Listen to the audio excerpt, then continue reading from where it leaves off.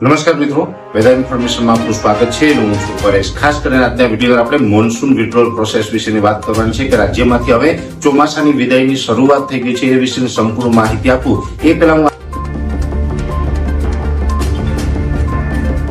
નવરાત્રિની શરૂઆતમાં વરસાદ થવાની શક્યતા છે કોઈ ભાગમાં, પરંતુ તારીખ 25મી સપ્ટેમ્બરે પણ હવામાનમાં પલટો આવશે અને તારીખ 29થી 3 સપ્ટેમ્બરમાં રાજ્યના ઘણા ભાગોમાં ભારે વરસાદ થવાની શક્યતા છે.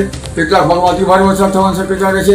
દક્ષિણ સૌરાષ્ટ્રના ભાગો, સુરતના ભાગો, તેમજ ઉત્તર ગુજરાતના ભાગો, મધ્ય ગુજરાતના ભાગો, પૂર્વ ગુજરાતના ભાગો અને દેશના અધિકતર ભાગોમાં આફતરૂપ વરસાદ થવાની શક્યતા રહેશે.